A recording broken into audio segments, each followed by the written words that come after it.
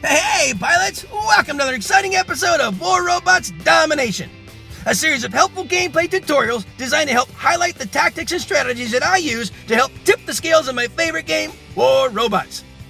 Each episode will feature a handful of battles along with helpful commentary that'll provide insight as to what I'm doing and why I'm doing it. I'm your host, Gotchure, and I've been playing this awesome game for a few years now, and I've learned a few tricks along the way that I'd love to share with y'all. You'll notice that although my hangar is fairly basic and at lower levels, I've been able to climb it up to Expert League. So I believe that you'll find my tactics will help you do more with less, which could be very helpful with today's economy in the game. I should also mention that this is my second account, so don't let my career profile stats fool you. This is actually my baby account. But it sends a great message to pilots who feel they need to chase the current meta in order to be competitive in battle. Because you don't. Wise gameplay can usually overcome any fancy gimmick. A death button is a great example. It can still melt just about any build, and its heritage stems all the way back to nearly the beginning of the game. It's all about knowing when to use it and how to use it. So, without further ado, I invite you to sit back, relax, and enjoy today's episodes while I walk you through my gameplay tactics and share with you my mindset in battle. I hope you find it entertaining, helpful, and fun to watch. I think you will.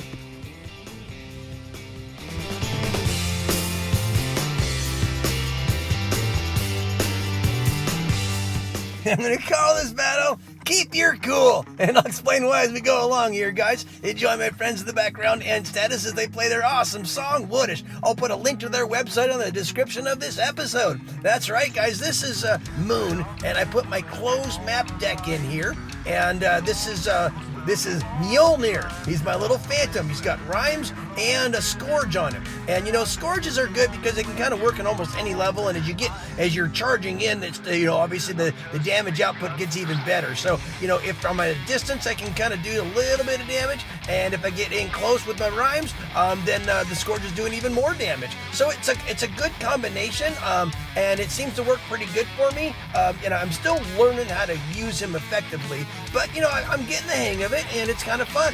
Some maps he does better than others. He's really good on Dreadnought. This one's okay. I'm still learning kind of some of the places where I can do my little ambush rushes. Right now, I'm just trying to kind of keep my cool. That's part of the game. This game is really intense at times, and you can kind of get a little overwhelmed. Not overwhelmed, I should say, but a little excited. And you make mistakes, and you get a little over aggressive and stuff like that. I ran in there with Mjolnir, and it probably wasn't a good timing on that. You got to keep your cool in this game. I did see that was an Almain with, is probably going to jump up and flame me. I probably should have hit my little zip back there a little faster. Now I'm going to go back over here with Frick. He's my Death Button Raven. I've had him for nearly the entire time I've had this account. I tell you what, it's a great bot. A Death Button is a Death Button. If you time it right and you pounce right, it's great. The double jump allows you to, really get around and grab beacons quickly. There's that Fenrir. Me and you, buddy. I gotta go back and get you. We've had way too much togetherness, and you've shown me how it's done a couple times. It's time for me to come back. I think that's the same guy. We also have a guy on my side. It looks like he's a Spectre with the vortexes, or I don't know what he's shooting, but man, I'll tell you what, that's all he does. He's just been sitting back there and doing nothing but launching those things. They must not be They can't be vortexes. I don't know what they are.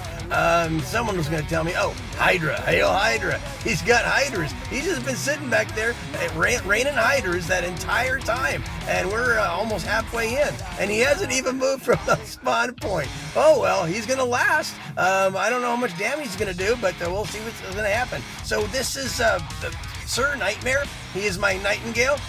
You know what? If they're really maxed out, and set up really well, they can be a very, very good bot. With level 6, at the bot and level 9 on the weapons, he's okay. But you know what? He does have his advantages. He can heal the guys around him.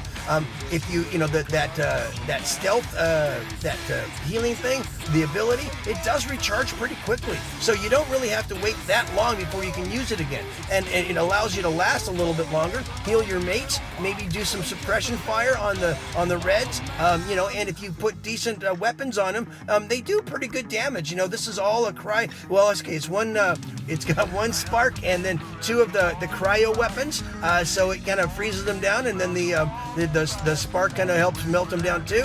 When he's up in flight, he doesn't shoot any weapons, but he helps suppress things, and what it does is it suppresses their fire, so their fire doesn't have to do too good. And it looks like keeping my cool here is going to pay off. I never got too crazy. I kept it nice and comfortable like, and although I think they were starting to mech us out, we made it to the end and got it nice. Not a lot of damage, not a lot of beacons. There's a lot of millies on both sides. They were doing pretty good. They just weren't going after the beacons as much as we were, and it really paid off for us. So make sure you're not forgetting about the beacons out there, guys. Keep your cool. Don't get too aggressive. Focus on the beacons, and you'll always win more battles. I promise. There you go, guys. Great pilots on both sides. If you see your name, thanks for the game. Peace out.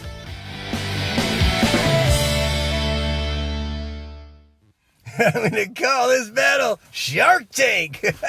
And you're going to definitely see why as we go along here, guys. Enjoy my friends in the background and Status as they play their awesome song, November. All right, guys, so this is Valley. I'll put up with my open map deck. I can get a couple of good sweet spots here with my Major Pain, my beautiful Zeus Fury. He can basically monitor that beacon over there, at least chip people away, help out in the center here, and obviously if anyone comes back to my right, they can get it. But you know what? Someone found him right away and is like, woo, look at that. Well, sometimes, when I play in these games, I'm in level 6 spots and level 9 weapons, as you know. I keep them there intentionally. This is my baby account. I want to try to show you guys that, hey, even when you're in over your head, you're going to be able to perform okay as long as you make wise decisions, not get too aggressive, be mindful about it, focus on beacons. You're going to be better off focusing on beacons because beacons don't fight back. And so when you're in over your head, and there's a lot of really much tougher firepower out there, and you're in over your weight class, at least you can, as long as you're going after the uncontested beacons, that'll help you last a little longer, when you're in over your head. Well, this account, playing that style, has won on a consistent basis enough, and you get honor points for winning. And so what's happened is this account has climbed into champions. It's just barely into champions, but when you're in champions, how the matchmaking works, it's always going to put you in with other champions. And you know how champions work, it starts at a pretty medium level with people out there in level 8, 9, 10 and stuff like that, and they can get into champs for sure. Well, guess what? Who else is in champs? Maxed out bots. Well, I saw a bunch of clan tags when I opened in here, and all the people on my side, well, they're in an S clan. I think S stands for shark. That's what I'm calling this Shark Tank, because I've been with a bunch of sharks. These guys are all whales. These guys are all, they're not really all maxed out, but they're probably pretty close, and they're absolutely studs on the battlefield, and they got all the Ravanas, they got all the meta, they got, there's a Loki, a red Loki, but I bet he's maxed out, and I've got level 6 Loki. My Diablo, he's cool, and he wins a lot of battles, but, when you got nothing but tough guys, Ravana is the, one of the meta bots out there. It's got low-hanging weapons, and those low-hanging weapons can melt right through a Loki. I know that. That's what I would do if I was in a Ravana. I'd be looking for Lokis. So this is my invader. You hardly ever see me in him because I usually win battles before this gets out to this far. But you know what? I'm in a tank with sharks right now. There is a whole bunch of sharks in the battlefield, and all I'm trying to do, guys, this is one of those battles where when you're in way over your head and everyone's way over your head and you're just really just trying to survive, you're not going to be able to make too much of a dent. But what you can do is just, try to be relevant. Try to, be in the right spot at the right time. Look at this. There's a Ravana over there. I got pew-pews on my blitz here, which means I can constantly fire. If you can constantly fire, well, you can probably help take out some of these guys because those Ravanas, their stealth eventually, not stealth, but the phase shift eventually wears off. So I'm just going to keep firing in this guy's direction. And eventually, I'm going to be able to make a dent in him unless he faces me and shoots at me because I can't weather that kind of a storm. Heck no, those are probably maxed out stuff. So I'm already in my Titan.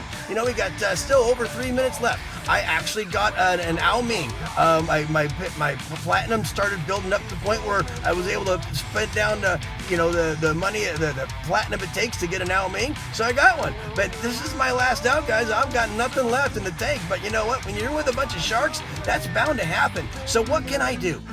This is, again, one of those things. This is kind of a learning lesson here. What can you do when you're all maxed out and you're down to your last spot? Find a nice, safe spot and let your team ride it out. Because you know what? There's nothing really I can do. I can't go around and push my weight around. I don't have any weight. I'm a lightweight. So all I can do is find a nice, clever spot. This guy's burning me down down, but I'm not alone. I got someone else helping to chip him away. Hopefully I'll endure this one. There we go. Hit my little health thing there and heal back up just a sliver. And now back to this little sweet spot here. It's pretty guarded. I can't do lots of damage, but I'm not going to go around and get tagged. What I'm going to do is do my best to try to help pepper around. I'm within 500 meters of everything right now, so I can just keep spraying around and helping my mates out and try to stay alive, and hopefully that panicometer starts to click on down. We're in the time warp, and look at that. We're gonna take this one, and woo! I made it all the way to the end. I got 1.5 billion points, and I'm at the bottom. Sure, I'm in a shark tank. When you're in with a bunch of shark guys, it doesn't mean you have to go around and mech out early. Look at that. I'm in level 6 spots and I didn't mech out. How in the heck did I do that? Well, you saw. I did my best at the beginning. I got a little reckless at sometimes, but at the most of the time, I had to tone it down at the end and made sure I was at least chipping away. Great pops on both sides, better than me for sure. If you see your name, thanks for the game. Peace out. I'm gonna call this battle Ruthless Russian. Woo-hoo-hoo! Stick around for a bar burner, guys. This is my friends in the background and status as they play their awesome song War. Perfect for this battle. All right, guys, so this is Beacon Rush, and I always take Frick out opener with the double jump, gets him right into the center here, allows him to usually get to the center before anyone else. There's some speedy bots out there, when they're all ramped up to level 9 and they got their fastest speed going, and that. So, but we got the blue beacon, the center beacon. That was perfect. I probably should have opened up with actually I should have followed up with my Sir Nightmare, but I went ahead and got into Loki and Diablo here, and he's my little Loki, and I'm going to try to grab their back beacon. This is how you do Beacon Rush. You basically have a relentless push forward. You lunge at the beginning. You don't hold back, and you really pretty much sacrifice the body in order to gain a positional advantage on the field. Once you have that, then you and your mates are filing into those portals that you're opening up, and it works out really, really well. Well, we're against a team right now that knows exactly how that works, and they're doing it too. They're right in our backfield. They're going after our back home spawn beacons, so we're after theirs, they're after ours, and everyone's filed around. And this count that I have has actually climbed up into champs. Now I'm just barely into champs, and I'm probably going to drop down a few times, but man, I'll tell you what, it's getting really hot for level 6 bots and level 9 weapons. But that's all right. That's what I'm here to show you guys, that even with lightweight equipment, as long as you're making wise decisions and playing it right, you can actually remain formidable in these high level battles. Now I say high level. Champion is pretty high level. Not all these guys are champions, but when you're in level 6 spots, everyone feels like a champion to you. But you know what? It's really a matter of timing and pacing. This is Sir Nightmare. When he's up in the air, he's stealth. Obviously, if Yang Lee AJ came by, it hurt. But it's always a kind of it's like playing Rochambeau. Sometimes you get it, sometimes you don't get it. I'm going to hop over here and get to the center beacon because we're down on beacons. I'm trying to open up this portal so we can have more men filing in here. Lag has been a really bad thing here lately, and sometimes you have it turn and you don't even know it because it's not really, the graphics aren't showing you. I've got phase shift on Sir Nightmare, still didn't help him out, but hey, we're in the middle now. Now we're going to try to push for their area, and this has been quite ruthless. It hasn't gone quickly like my beacon rushes because they've had people doing the same thing. You see there's a red arrow behind me here because they're going after our stuff too, and where our guys are back there messing with them, and if they're back there messing with them, they can't press to the middle. Now I'm trying to get this one, but here comes I think it's not an Arthur, but maybe a kid, whoever it is, they're frying me. But it was worth the sacrifice because now we got a 4-capper, and I'll endure a little bit more just to try to hold this one a little bit longer. If that was an Arthur, it'd bump me out of the way. But see how my men are able to file in now? But see, now they got someone in the back too. So I'll tell you what, this is a ruthless rush. Not so easy. I'm going to try to grab this back beacon here with my little phantom, and someone's going to probably spawn it over my head. I think there is it coming. Yeah, there he is. There's an Arthur. Pop me out of the way just enough to get me off the circle and allow him to neutralize that one. not liberated yet. Now it's liberated. So now they're back to a 3-2. See the beacon bar, the panicometer? We're almost down to the time warp. 3 minutes and under is the time warp. If you can get a 4-capper at that point, it really starts to rush fast. But man, they are coming back. This has been one ruthless rush. See, now they're back in, I tell you what, this is really so tough there. They got the center and they got our back home. Now they got a 4-capper. Man, I'll tell you what, but look at the body count too. Everyone's starting to run out of resources, and it's just a matter of who's going to hold out the longest. I'll hop in my Arthur, my last out, and get my shield up and see what we can do. Now, obviously, if I'm facing this guy, they're pelting my back, but I have no choice. If I turn my back on him, I'd be melted pretty quickly. Luckily, he walked around, so I'm going to try to push toward the center here to keep it from, I didn't quite get it. So now there's going to be a whole bunch of mates of reds filing in there. There's one guy out. Take this guy out. I'm going to see if I can take this guy out. I don't really have high, damage endurance, so there you go. I'm out of here. But look at the panicometer. It's starting to drop. We're not at a bad disadvantage, and we're starting to keep beating back, and woo! Woo-hoo-hoo! And look at that. With 1.1 million, that's just down on the bottom there somewhere. But I got a lot of beacons, and I think that helped the win. The guy at the top didn't grab any beacons on our side, so you know what? Try to get the beacons out there, guys. It's going to help your team a lot better, make the wins a lot easier. Great pilots on both sides. That was one ruthless rush. Mainly champs on both sides. That was a whole lot of fun. And definitely, if you see your name, thanks for the game. Peace out, guys. Well, friends, that just about wraps it up for another episode. Thanks so much for watching. I hope you enjoyed what you saw and were able to take something you learned and use it in battle. I add content to my YouTube channel on a regular basis, so if you like what you see, please tap on the subscription button and then tap the bell to be notified when new episodes are released. Or just click on an old episode and maybe catch another tip that'll help you up your game. Also, Discord is a great way to connect with other amazing pilots, keep up on the latest news, and learn more ways to improve your gaming experience. Without question, one of the best Discord servers out there is War Robots Master Pilots.